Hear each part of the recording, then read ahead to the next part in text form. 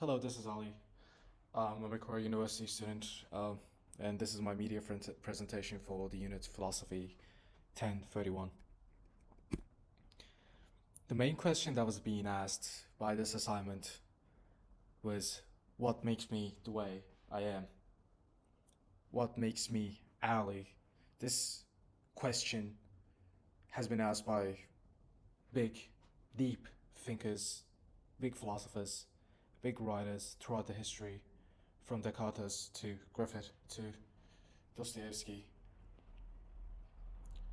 My answer to this question would be that the accumulation of knowledge and my experience throughout the 21 years of my life, my consciousness, my neural pathways that got created with the area experience that I had, my nature and nurture that I grew up with, the traumas that I had to go through with, the emotional memory that is affecting me, those small things accumulate and makes the alley who makes those decisions, makes these decisions, makes the decision to make this video presentation right now.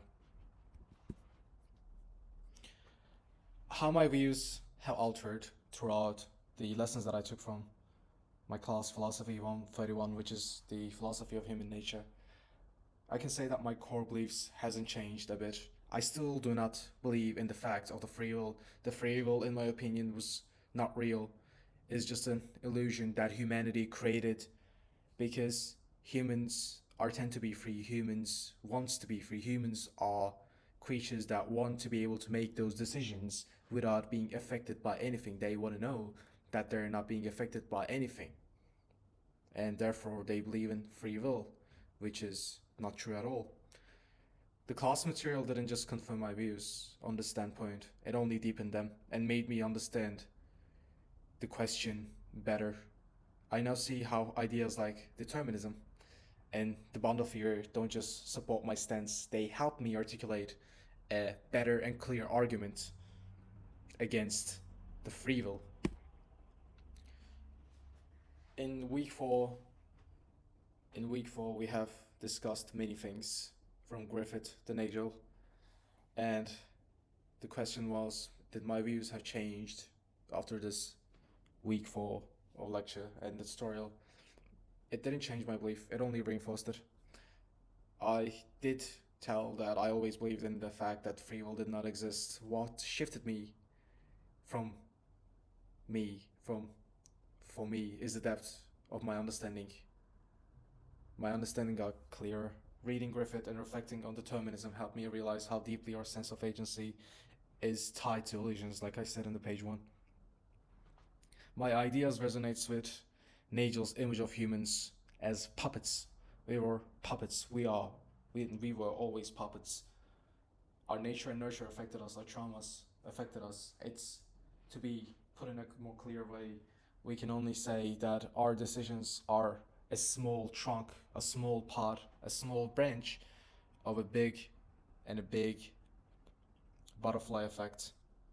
Any change, any decision that we made throughout our life has changed the other one that was coming forward, that was gonna come in the future. Like I said, it's the articulation of knowledge and traumas that are affecting our decisions now. My intuition behind it is extremely simple. Parfit's bundle theory is the best way to explain this intuition. This intuition helped me a lot, deepen my understanding as well. I never believed in a fixed stable self. I see identity as something shaped by memory, emotion, and experience, which is true. Every human being is shaped by the nature and nurture. Every human being is shaped by the philosophy, the psychology, and the traumas and the knowledge that they experienced. I do believe, like Parfit say, my intuition changed. If we are just bundles of psychological states, not unified selves, then the idea of a free agent making choices fall apart. This is an extremely great argument. When we think about it, us humans changes a lot. Every trauma that we are going through, every success that we're going to change us as a human being, as a person, as someone else. Maybe 1%, maybe 0.1%, maybe not at the time. Big one, but at least a little bit change happens every time that we live on this planet we call Earth.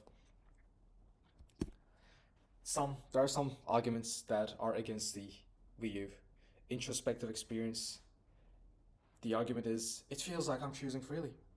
People argue that the immediate experience of making choices, deliberating between options, is proof that free will exists. It is not true at all. We as human beings tend to want to feel like we have the free will to change something, but we actually do not. Us human beings are ignorant and arrogant to think that we have a slightest control about our decisions. And my counter argument would be feeling free doesn't mean that we are. Feelings can be misleading. Emotions were always misleading, like feeling still on a moving planet. This was my media presentation. Thank you for watching.